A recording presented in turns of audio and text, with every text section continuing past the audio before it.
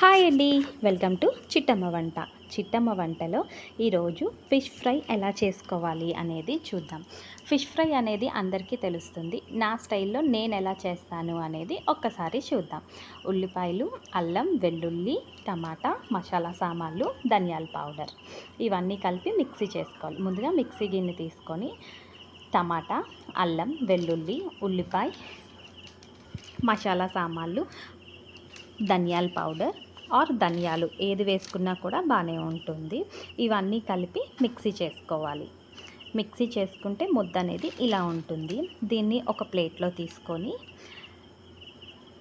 దీంట్లోనే ఆయిల్, పసుపు, ఉప్పు, కారం ఇవి 4 వేసి బాగా కలుపుకోవాలండి. బాగా కలిపిన తర్వాత చేప ముక్కలు ఇందులో వేసుకోవాలి.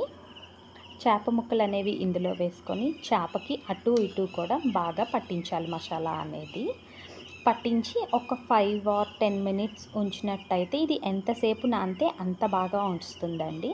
నేను ఒక 5 minutes ఉంచాను. చూసారు కదా, ముక్కకి అటు ఇటు కూడా మసాలా ముద్ద అనేది పెట్టుకున్నట్టయితే ముక్క చాలా బాగుంటుంది. లోపలికి గ్రేవీ అనేది వెళ్తుందండి. ఎంతసేపు బాగా నానితే అంత బాగా వస్తుంది ఫ్రై అనేది.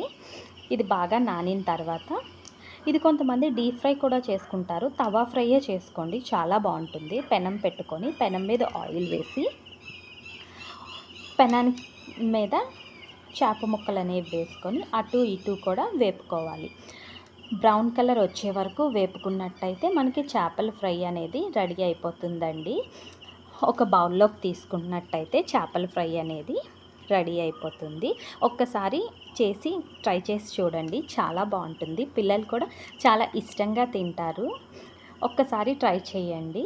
ఎలా ఉంది అనేది కింద కామెంట్స్లో నాకు రాసి పెట్టండి. అందరూ చూస్తున్నారు కానీ సబ్స్క్రైబ్ మాత్రం చేసుకోవట్లేదండి.